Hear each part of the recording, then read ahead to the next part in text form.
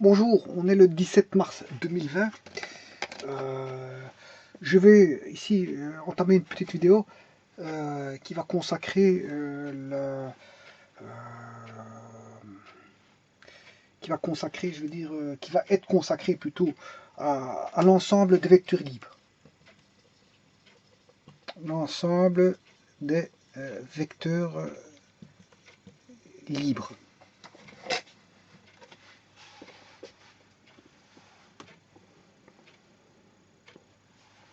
L'ensemble des vecteurs libres. Voilà. Donc, comme son nom l'indique, on a la notion d'ensemble, c'est une notion ensembliste. Oui, pourquoi je dis notion d'ensemble ensembliste? Parce que habituellement, les mathématiques développent des théories et des modèles et des théories, toutes sortes des axiomes, des théorèmes, et tralali, tralala, pour être utilisés, je veux dire, en tant qu'outil pour les sciences. Et j'entends sciences, toutes les sciences possibles et imaginables, et notamment en passant par l'économie, parce qu'il y a pas mal de notions mathématiques en économie. Par contre, on a rarement des retours de sciences qui donnent aux mathématiciens, je veux dire, des théories. Or, la mécanique a fait ce pas. Elle a passé ce cap en donnant, je veux dire, aux mathématiques la notion des vecteurs, la notion vectorielle. Bon. Cependant, la mathématique étant ce qu'elle est, avec son monde grandiose de connaissances, eh bien, elle peut à elle-même se suffire des théories provenant de la mécanique pour la redéployer et la redéfinir par rapport aux bases mathématiques. Voilà, donc on sait bien que quand vous voyez les vecteurs en mécanique, cela se fait de manière simple. Elle se fait de manière simple. Mais maintenant, rien n'empêche de prendre des outils mathématiques et de redéployer, je veux dire, cet outil pour redéfinir l'ensemble des vecteurs libres. Et c'est ce que je vais faire dans cette vidéo ici. Donc je ne vais pas voir les notions de vecteurs au niveau mécanique, je le ferai un jour quand je développerai donc les notions mécaniques, les notions vectorielles, bon, comme on l'entrevoit en mécanique.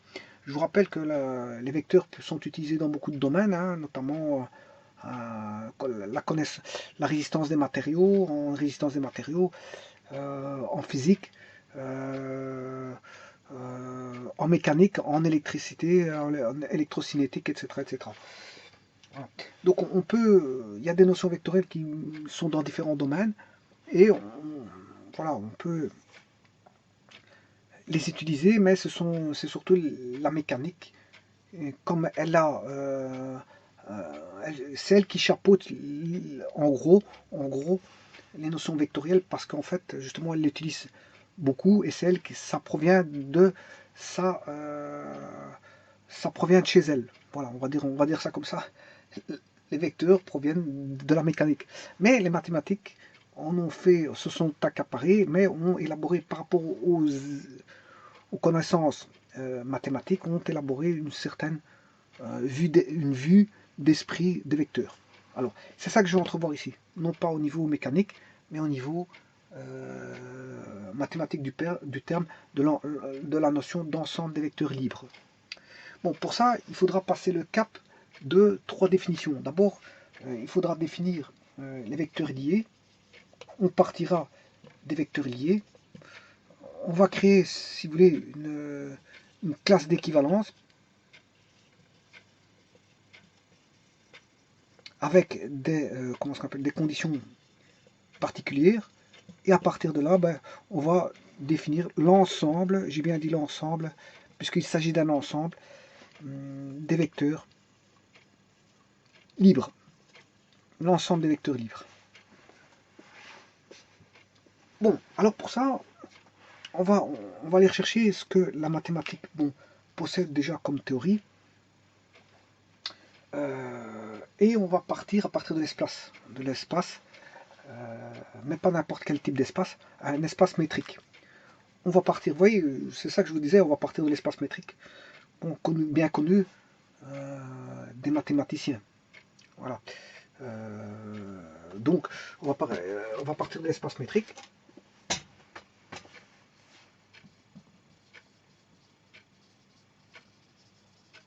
À partir de l'espace métrique constitué d'une infinité ici triple de points, hein, je suis dans l'espace en 3D, et l'espace métrique, je m'excuse, l'espace métrique possède la notion de distance. Alors, distance, je dirais même plus distance euclidienne.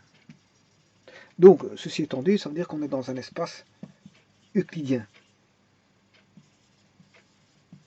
Voilà, ici, on va considérer qu'on est dans un espace euclidien et non pas dans un espace affin. Je ne suis pas dans un espace affin. Affine, un espace affine. Je ne vais pas étudier dans un espace affine, mais dans un espace euclidien. Donc, vous voyez que la mathématique, bon, il y a de l'existant, on a un ensemble de points, munis de notions de distance. Distance euclidienne, mais pas n'importe laquelle, mais la distance euclidienne. Voilà. Et à partir de là, on va se créer des définitions. Vous voyez, on ne part pas de rien du tout. Hein. On part à partir de choses déjà exploitables mathématiquement, que les mathématiques connaissent, les distances. Voilà, on part d'un espace métrique. Voilà, donc on partira pour définir les vectoriels d'espace métrique. Donc on partira d'espace métrique. Voilà. Bon, tout d'abord, pour parler d'espace métrique, il faut parler un petit peu des distances. Voilà. Donc un espace euclidien, tout d'abord, qu'est-ce que c'est? Un espace euclidien, en fait, c'est un objet algébrique qui permet de généraliser la géométrie développée par Euclide. Et c'est généralement, c'est le plan et l'espace qui nous entoure. Voilà. Voilà. On peut généraliser la géométrie développée par Euclide dans le plan, hein, dans un espace qui nous entoure et qui est le plus connu de tous. C'est ce qui nous entoure et ce qui est visible et on peut dessiner des formes. Sur un plan, on peut dessiner des formes. Bon, parce qu'il existe d'autres espaces qui ne sont pas euclidiens. Par exemple, je pense à un espace courbe. Si on a un espace courbe, voilà, on n'a plus dans un espace euclidien. Voilà. Alors maintenant, quand je disais que je vais traiter le plan et l'espace, sachez qu'on peut traiter au-delà de ça. Voilà, la 2D est visible, la 3D est visible, mais au-delà de la 2D et 3D, on ne sait plus dessiner.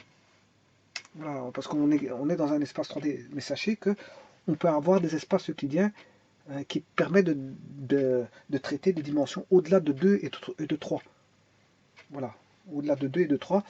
Là, à ce moment-là, si on est dans des espaces euclidiens supérieurs à 3, on va dire, à ce moment-là, ils seront définis par, si vous voulez, un espace vectoriel sur le corps des réels de dimension finie, bien sûr, muni, bien sûr, d'un produit scalaire. Alors pourquoi produit scalaire? Parce que là, produit scalaire, il va mesurer les distances, il peut mesurer les distances et les angles. Voilà. Donc, quand on a les notions de produit scalaire, on peut mesurer des distances et des angles. Et donc, on a bien dans un espace euclidien où on peut avoir des produits scalaires et des mesures d'angle, une mesure de distance et d'angle, donc on sait mesurer une distance euclidienne. Je vous rappelle que la distance euclidienne, si on est dans un axe XY, dans un axe XY, la distance euclidienne, c'est le théorème de Pythagore. Il se fait au travers du théorème de Pythagore. Et pour généraliser à l'espace, on rajoute une troisième composante. Voilà. Donc, si vous êtes dans le plan, bien sûr muni d'un repère orthonormé OXY, avec ici la base vectorielle I, la base vectorielle J, là on a Y. Si vous voulez avoir une distance d'un point A à un point B, de coordonnées XY, X1, Y1, X2, Y2, mais la distance n'est tout simplement que la distance ici, qu'on va appeler, là on a X2, là X1, cette distance-là vaut X2 moins X1. Voilà, ça c'est la distance ici. Et la distance ici, c'est Y2 moins Y1. là on prend les carrés et on prend la racine carrée pour avoir la distance de AB. Donc on mesure la distance ici, c'est une composition, si vous voulez, de distance projetée. C'est une composition de distance projetée. Là on applique Pythagore, c'est tout simplement Pythagore. Hein. Voilà, c'est le théorème de Pythagore. Donc là, mesurer une distance entre deux points n'est tout autre que l'application du théorème de Pythagore. Maintenant, voilà, si on est dans l'espace, ben, il faudra rajouter une composante en plus, Z2 moins Z1 au carré. Voilà. Ça, c'est la distance, si vous voulez, la distance AB.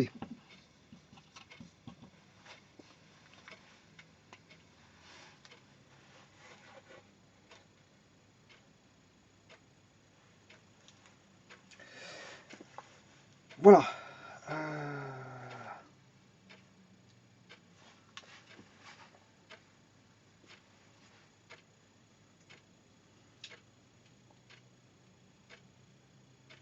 Bon, maintenant, ces fameuses notions de distance,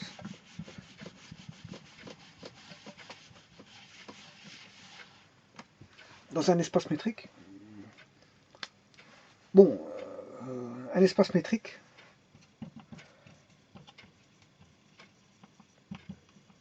c'est quoi? Ben, il est composé de points. C'est un ensemble de points. Les éléments sont des points. Voilà, les éléments de l'ensemble sont des points. Alors, il y a les notions de distance qui sont définies. Et justement, c'est ce que je vais définir ici. Bon, les points de l'ensemble, j'ai appelé cet ensemble E, et D pour distance.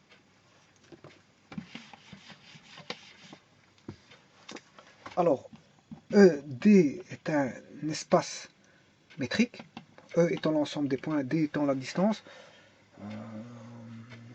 Donc E est un ensemble de points et l'ensemble de points, et D étant la distance bien sûr, sur cet ensemble de points.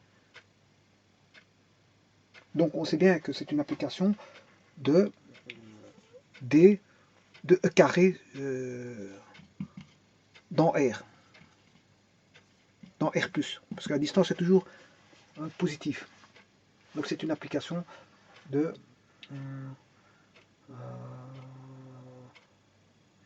voilà, de D de E carré dans R, dans R+.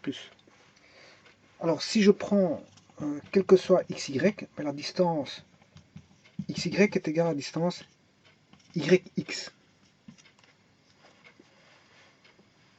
Voilà. C'est-à-dire qu'on a qu'on va de A à B, d'un point A à un point B, ou d'un point B à un point A. Si les points A et B sont situés à une certaine distance, mais la distance AB ou BA, elle est la même. C'est ça que ça veut dire. C'est en fait cette propriété de symétrie. Maintenant, si je dis que D de XY égale 0, ça veut dire que X égale Y. C'est ça que ça veut dire. Ça veut dire qu'ici, X et Y sont confondus. Ils ne sont pas séparés. Si D de XY est différent de 0, ben, ils sont séparés. Maintenant, on a l'inégalité triangulaire.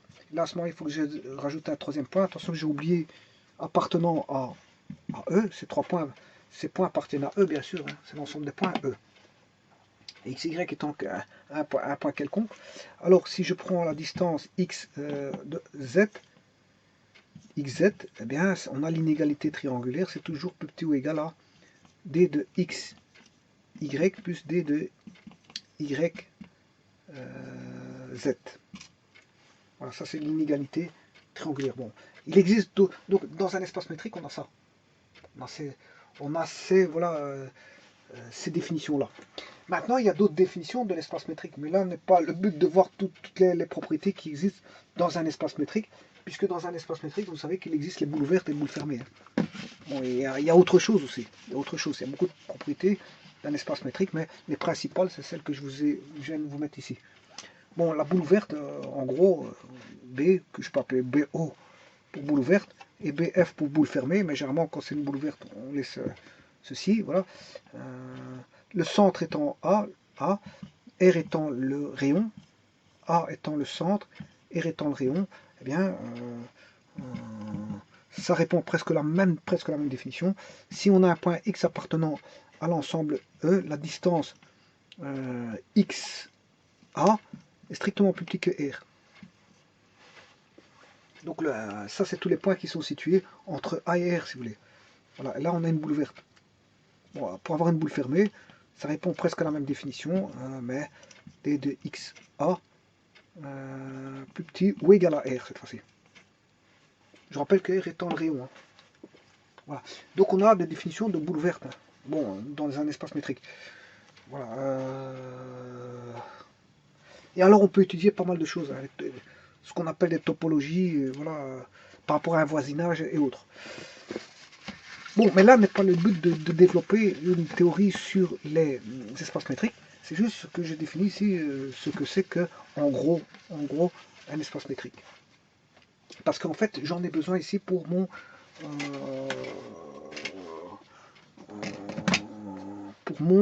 développement. J'ai besoin de l'espace métrique pour mon développement. Donc, je suis obligé de définir ce que c'est qu'un espace métrique. Alors, donc, dans l'espace métrique, j'ai la distance euclidienne, puisqu'ici j'ai un espace euclidien, donc j'ai la distance euclidienne qui est définie. Bon, distance, on a la notion de distance et d'angle, hein, au travers du produit scalaire. Contrairement à ici, l'espace affin, je ne vais pas parler d'espace affin parce que l'espace affin, ici, il omet la notion justement de distance et d'angle. Donc, voilà, on parle d'autre chose, mais on ne parle pas de distance et d'angle. Voilà, on parle de collinéarité, de barycentre, de parallélisme, tout ce que vous voulez. Mais voilà, donc celui-ci, je ne sais pas, je ne veux pas rechercher, je ne veux pas faire la construction de vecteurs libres à l'aide de classes équivalentes, de bipoints bien sûr. Je ne veux pas construire l'ensemble des vecteurs libres à l'aide de classes équivalentes de bipoints provenant de vecteurs libres sur un espace affin, mais je vais le faire tout simplement sur un espace métrique. Sur un espace métrique. Voilà. Ceci étant dit, voilà. Maintenant, je peux partir sur ces bases-là pour montrer ce que c'est qu'un vecteur lié, non pas en mécanique, mais redéfini par tout ce que je viens de vous mettre comme explication au travers des mathématiques. Alors, on va partir de l'espace métrique, qui est un ensemble infini, ici je dirais triplement infini de points munis de la distance euclidienne. Voilà. Et je vais construire mon vecteur lié à partir de cet espace métrique. Alors, je vais prendre, bien sûr mon espace métrique ici je l'appelle P. Hein. Voilà, P. Alors, je vais prendre un point et un autre second point pour en faire un couple de points que je vais appeler XY. Voilà, XY, bien sûr, avec X qui est un point appartenant à P et Y appartenant à P. Voilà, donc je viens de créer, je veux dire, les vecteurs liés. Voilà. C'est l'ensemble des vecteurs liés. Attention que c'est un ensemble, il y a beaucoup de vecteurs liés ici. Hein. Il y en a combien? Et il y en a une infinité. Vous comprendrez que là-dedans, il y en a une infinité. C'est l'écriture d'une infinité de vecteurs liés. Voilà. Alors, dès le moment où vous faites ça, ben, vous avez créé un vecteur lié. Ça veut dire dès le moment où vous prenez un couple, avec x appartenant à un point de l'espace métrique et y à un autre point de l'espace métrique, ben là vous venez de créer un vecteur lié. Voilà, donc ici je vous dis c'est un ensemble. Ceci, P fois P est un ensemble. Voilà, c'est un ensemble. Ici j'ai pris avec accolade. Voilà, avec accolade, ça représente tous les vecteurs liés. Voilà, ce sont tous les vecteurs liés. Alors, je vous rappelle que dans ces vecteurs liés, si je fais la distance, puisqu'elle est munie d'une distance, d de xy, eh bien, ce sera la norme. La norme du vecteur que j'appellerai, voilà, écrit autrement, comme ceci.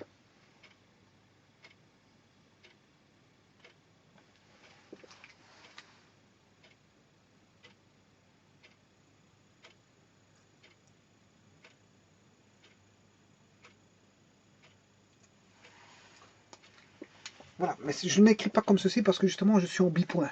Ça, ce sont des points, x étant un point, y étant un point. Voilà, donc je privilégie cette écriture-là, ce sont les vecteurs liés, avec une origine, bien sûr, et une extrémité. l'origine étant x et y étant l'extrémité. Alors la distance, ben, elle est munie d'une distance. Donc s'il y a un point x et un point y, ben, fatalement, il y a une distance qui relie x, y. Il y a un sens. Pourquoi? Parce que si ceci c'est l'origine et ça c'est l'extrémité, ben, on va de x vers y. Et généralement, pour un vecteur, on mettra la flèche à l'extrémité. De x vers y. Voilà, de x vers y. Donc le sens, c'est de x vers y. Et ça, c'est l'écriture d'un couple. Si vous écrivez yx, ben, y devient l'origine et x. Si j'écris ceci, yx, ceci c'est l'origine, ça c'est l'extrémité. Et donc là, c'est le vecteur yx qui est opposé à xy. Voilà, donc vous voyez que ça c'est l'ensemble. Il y a une infinité de vecteurs dedans. Voilà, c'est l'ensemble des vecteurs liés. Voilà, l'ensemble des vecteurs liés. De l'espace 3D bien sûr. Hein. On est en 3D ici. Voilà, donc ça c'est l'ensemble des vecteurs liés. Voilà, défini l'ensemble des vecteurs liés. Mais qu'est-ce que c'est? C'est la définition que je viens de vous mettre ici. C'est, vous prenez un point quelconque de l'espace métrique, un autre point lié de l'espace métrique. Bon, alors maintenant, ceci étant fait, ben, je vais quand même noter la définition.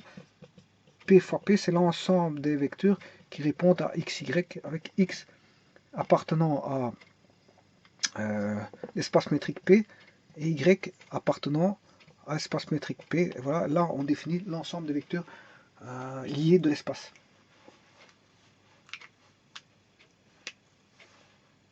Bon, maintenant, je n'ai pas encore la définition de l'ensemble des vecteurs libres. Pour ça, il faut que je passe par une classe d'équivalence avec des conditions. Alors, je vais faire écrire la classe d'équivalence S. Je vais écrire la classe d'équivalence S. Alors, c'est P fois P vers P fois P. Voilà. Donc, on aura toujours un couple. Un couple, son équivalent sera un couple. Voilà, on ne va pas changer. Un couple, son équivalent sera un couple. Alors, ici, si je prends x, y, eh bien, sera équivalent à un couple t, z, t. Voilà. Il sera équivalent à des conditions données. C'est ce que je vous ai dit tout à l'heure. On ne fait pas une classe d'équivalence comme ça. Ben, je veux dire, ici, il y a des conditions ici. Il y a des conditions. Quelles sont les conditions? Oui, je voulais vous dire qu'ici, on a aussi l'angle. Hein. Pourquoi on a un angle? Parce qu'on a le produit, on a la définition de distance euclidienne. Donc distance euclidienne dit distance via le produit scalaire. Mais on sait avoir la distance, mais on sait avoir par rapport à une référence l'angle. On sait avoir par rapport à une référence l'angle, puisque le produit scalaire existe. Si le produit scalaire existe, ben, vous savez trouver l'angle θ. Hein, si vous connaissez les vecteurs, u fois v est égal à, en produit scalaire, c'est la norme de u fois la norme de v fois le cosinus de l'angle θ. Voilà. En d'autres termes, le cosinus θ, qui est la direction, enfin qui est le, comment on appelle ça, l'écart entre u et v, c'est u fois v divisé par la norme de u sur la norme de v. Voilà. Et s'il y en a un qui u fait office de référence, mais θ c'est l'angle entre u et v, donc je connais l'angle par rapport à la référence. Voilà. Donc en fait, pour avoir le θ, c'est arc cosinus. Voilà. Donc ce qui veut dire que la direction, je peux avoir la direction, on peut avoir la norme qui est la distance, on peut avoir, comme il y a le produit scalaire dans le, comment on appelle ça, l'espace métrique, puisqu'il y a le produit scalaire qui est défini dans l'espace métrique, il y a la distance qui est définie, donc je sais trouver une direction par rapport à une, comment on appelle ça, une origine de départ. L'origine de départ. Donc je connais la direction par rapport à une référence. Donc la direction est définie, la norme est définie par la distance, la direction est définie par le produit scalaire, et je veux dire le sens, ben, le sens va de l'origine à l'extrémité. Donc on a bien une direction, un sens et une intensité via cette écriture de bipoint. Via cette écriture de bipoint, cette écriture depuis le point, ben, on a tout ça. Alors maintenant, justement, cette classe d'équivalence, ben, je vais prendre les propriétés existantes au niveau de l'espace métrique et de se dire que la classe d'équivalence sera ceux qui auront même direction, même sens et même norme. Voilà. Tous ceux qui auront ceci ben, seront une classe équivalente, seront des vecteurs liés équivalents. Bon, comment on appelle ça? En mécanique, on appelle ça des vecteurs aussi équipolants. Voilà. Alors là, ma classe d'équivalence, XY, je vous rappelle que c'est des vecteurs liés, tout ça c'est des vecteurs liés. XY avec la classe d'équivalence ici, équivalence, ce sont des vecteurs liés.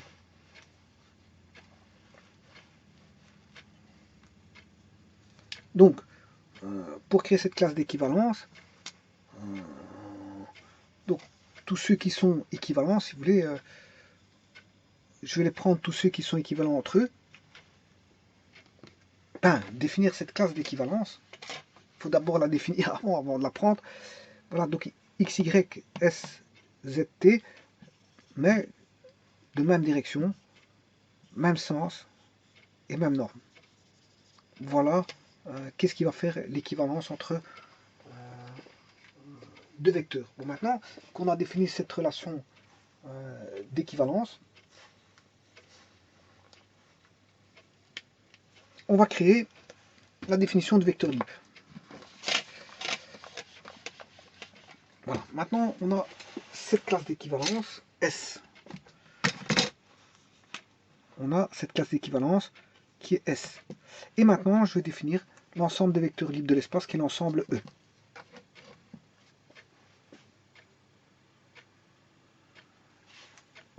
Voilà. Donc là on a P fois P, là on a une classe d'équivalence, là on a E. Comment définir cet ensemble E? Mais à partir des deux précédents, à partir des vecteurs liés de la classe d'équivalence. C'est-à-dire que E vaudra, c'est l'ensemble quotient, E vaudra P fois P qui est bon, le vecteur lié. Ce sont tous les vecteurs liés, hein, l'ensemble de tous les vecteurs liés pour lesquels je vais prendre tous ceux qui sont équivalents. Alors comment écrire ça? En fait, ce sera les vecteurs x, y, z, t, u, v, etc. Voilà. Et là, ça, ce sont les vecteurs libres. Ça, c'est l'ensemble E. C'est l'ensemble E des vecteurs libres. Mais attention qu'ici, c'est tous des vecteurs liés. Hein. Tout ça, ce sont des vecteurs liés. Et là, on a l'ensemble des vecteurs libres. Ça, c'est un vecteur lié, ça, c'est un vecteur lié, ça, c'est un vecteur lié. Ben voilà, et ça représente l'ensemble des vecteurs libres. Bon, il y a des autres écritures. Hein. Voilà, il y a des autres écritures, voilà, mais ça, c'est l'ensemble des vecteurs libres. On peut mettre une barre au-dessus pour dire vecteur libre. Voilà, ben, maintenant, supposons qu'on ait une origine, ça se peut qu'on ait une origine.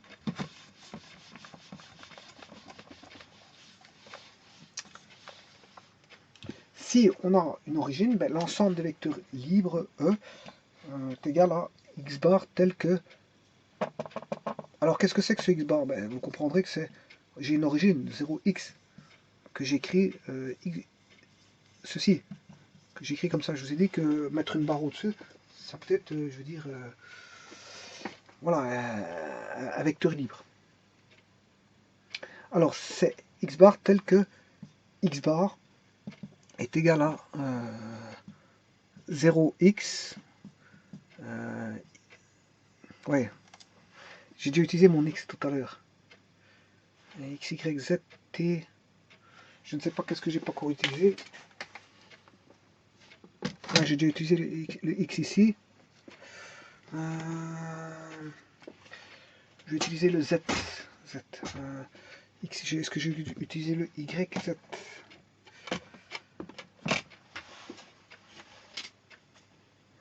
Enfin, bah, YZT. ZT, je crois que j'avais mis. On va mettre XYT, UV, W. W, W, 0W, 0W, 0W. L'ensemble des vecteurs libres, c'est l'ensemble des vecteurs. On a ceci. Là, on a une origine 0 W.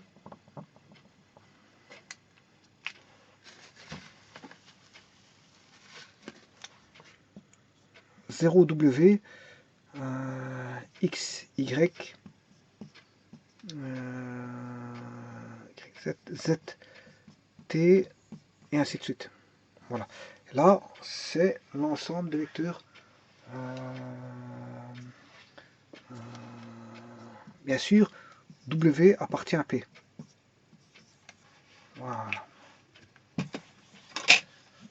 J'ai bien deux accolades, une ici, une là, et celle-ci qui englobe celle-là. Voilà, donc W appartient à P. Et ça, c'est l'ensemble des vecteurs libres. C'est l'ensemble des vecteurs libres, bien que ceux-ci soient liés. Voilà comment on définit, je veux dire, les vecteurs libres de l'espace. Avec des bipoints. On passe par, si vous voulez, la définition de vecteurs liés en bipoints, une classe d'équivalence entre deux bipoints, voilà, avec des conditions bien définies. Après, la vecteur libre par une relation de, comment on appelle ça, d'ensemble quotient de P fois P sur S, P fois P, ça divisé par ça, enfin, façon de parler, P fois P pour lequel on extrait les éléments de S. Hein, on a l'ensemble de tous les vecteurs liés, ça ce sont l'ensemble de tous les vecteurs liés pour lesquels on extrait une relation d'équivalence qui est S. En extrayant cette relation d'équivalence, mais on a l'ensemble des vecteurs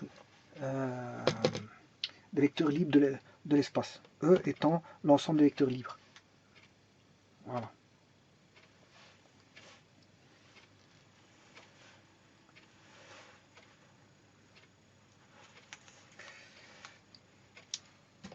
Alors maintenant, si vous voulez des représentations au travers de graphes, ben, vous mettrez des flèches. Hein.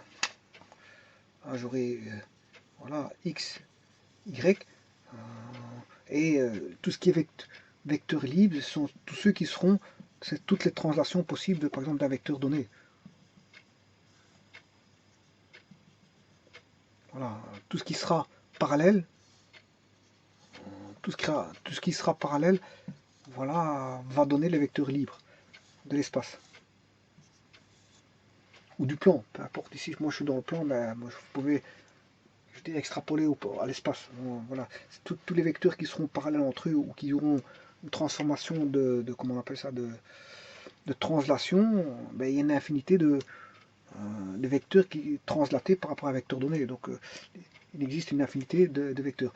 Bon, maintenant, les vecteurs liés, à la différence du vecteur vecteur libre, le vecteur lié, il est lié à un point d'application, à une origine. J'ai bien dit une origine, parce qu'en mécanique, il parle de point d'application. Voilà. Donc, le vecteur lié est lié à une origine fixe, alors que le vecteur libre, c'est un vecteur qui est libre dans le plan ou dans l'espace. Donc, s'il est libre, mais il n'est pas lié à un point d'application. Mais malgré tout, les vecteurs libres ici, ben, tous ceux-ci sont considérés comme liés. Fatalement, ils sont bien liés quelque part. Hein. Ils sont liés quelque part. Et ça en fait les vecteurs. C'est l'ensemble des vecteurs. Les vecteurs liés pour lesquels on extrait tous ceux qui ont même origine, même sens, et même. Enfin, tous les vecteurs liés pour lesquels on a extrait tous ceux qui ont le même direction, même sens, et même intensité, même norme, on va dire même norme, je m'excuse, même norme, parce qu'intensité, c'est dans d'autres domaines qu'on utilise le mot intensité, même norme. Si on extrait cela, ben, on a l'ensemble des vecteurs libres. Mais l'ensemble des vecteurs libres est constitué de vecteurs liés, parce que quelque part, ils sont bien liés à point d'application. En d'autres termes, dans une autre vue, une autre vision, ben, le vecteur lié est lié à un point d'application, alors que le vecteur libre n'est pas lié à un point d'application. On va dire ça comme ça. À une origine, je m'excuse. Le vecteur libre n'est pas lié à une origine, on peut le retrouver n'importe où, alors que le vecteur lié est lié à un point, à une origine. Alors que là, ils sont tous bien liés, parce que quelque part, un vecteur libre, bien qu'il soit passé n'importe où, il est bien mis sur un point lié. Voilà, c'est un petit peu bizarre à comprendre, mais c'est comme ça. Bon, maintenant, en mécanique, on ne parle pas d'origine, on parle de point d'application. Alors, par exemple, si je prends une paire de ciseaux, voilà, avec un pivot ici, là, on a un pivot pour assurer, si vous voulez, une rotation du ciseau. Voilà, une rotation par là. Alors, on ouvre le ciseau. Ici, les lames du ciseau s'ouvrent. Si on va par là, elles s'ouvrent. Mais si on va dans l'autre sens,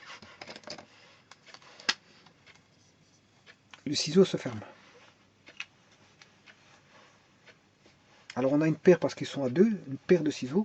Alors pour effectuer ceci, la rotation soit dans un sens ou dans l'autre, ben, il faut qu'on vienne appuyer avec son doigt. Donc ici généralement on met le pouce. On fait aussi, ouais. Là on va mettre un deuxième doigt. Qu'est-ce que ça veut dire? Ça veut dire qu'ici j'aurai une force qui va être comme ceci et une autre force comme ceci. Voilà. Donc si j'applique, donc là j'ai bien un point d'application.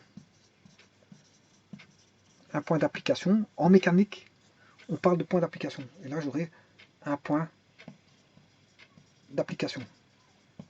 Point d'application de la force qui est, si vous voulez, une origine de force. Là on a un point d'application. Donc là quand vous mettez le point d'application de la force, quand vous faites ceci, ben, le ciseau va vous appuyer comme ceci. Là on va refermer le ciseau. Mais si vous le faites dans le sens inverse, on aura, si les forces vont dans le sens inverse, ben on aura l'ouverture du ciseau, la paire de ciseaux. Voilà, pas confondre mécanique et mathématiques, parce que là on parle de point d'application avec une origine de force, et donc on aura. Attention qu'ici c'est pas une force, hein. Ça c'est un couple. C'est un couple. Hein. C'est un couple de force, alors que là c'est un couple. Ça c'est un couple de. Ouais. On va parler plutôt de moment ici. Un couple, on peut parler de couple de force. Voilà, quand on a deux forces. Quand on a deux forces opposées, égales et opposées, on a un couple. Voilà, mais pour ça, il faut qu'on ait une certaine distance. Voilà, parce que s'ils sont l'un sur l'autre, ben, ça va annuler. Voilà, les deux forces vont s'annuler. Et donc, un couple de force induit une rotation. Par contre, ici, on a un moment de force. Parce qu'on a... ça va induire une rotation. Ça va induire une rotation ici. Voilà. Ça induit une rotation, donc on a un moment de force. Qu'on appelle aussi vulgairement un couple. Un couple. Voilà. Donc ici, c'est pour vous dire quoi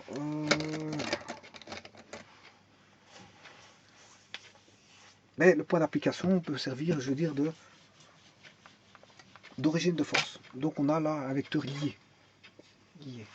Voilà, c'est un cas de figure de vecteur lié. Le point d'application est un cas de figure de vecteur lié. Mais maintenant, si vous avez un vecteur qui est lié, que j'appelle le vecteur AB, à ce moment-là, si vous ne voulez pas étudier la force à ce niveau-là, vous voulez l'étudier par rapport à une autre force, que je vais appeler F1, ben à ce moment-là, il faudrait reprendre celui-là, le mettre juste à côté, par exemple. Donc là, celui-ci devient un vecteur libre. Ça, c'est un vecteur libre par rapport à celui-là. Lui, il est lié à un point A. Il est lié à un point A. Ben, celui-ci, pour l'étudier, je le ramène ici. Et ça, si c'est son point d'application, ben, si je le déplace, il devient libre. Il devient libre. Voilà, parce que son véritable point d'application est là. Voilà, son origine exacte, où se situe, je veux dire, l'origine de la force, c'est au point A, et non là. Mais vous le mettez là pour étudier, je veux dire, la composition, par exemple, une deuxième force que j'appelle F2. Voilà, F1, que va faire F1 par rapport à F2, en effet. Voilà. Donc là, à ce moment, il devient libre, parce que je l'ai changé de place. Bon, donc ça veut dire qu'en mécanique, et non pas en mathématiques, vous voyez que les mathématiques attribuent sa propre définition en passant par les vecteurs liés, en passant par les équivalences, et puis en faisant un ensemble quotient. Donc on a une relation d'équivalence, puis un ensemble quotient, voilà, pour définir le vecteur libre. Voilà, la mécanique ne va pas aussi loin que ça. Alors on parle d'origine extrémité, oui, mais la mécanique parle plutôt de point d'application si la force s'applique à un endroit bien précis. Voilà, et si maintenant, par étude, vous mettez la force ailleurs, ben, là, à ce moment-là, qu'est-ce qu'on a? Ben, on a un vecteur libre, son point d'application est à un endroit exact, mais vous déplacez le vecteur, vous le rendez libre. Pourquoi? Enfin, ce vecteur-là, le nouveau vecteur sera un vecteur libre, et vous pouvez le bouger où vous voulez pour faire une nouvelle étude par rapport à la composition d'autres forces qui sont prêts. Vous voulez rassembler toutes les forces sur un voisinage pour les étudier. Voilà, on va dire ça comme ça. Voilà, je vous remercie.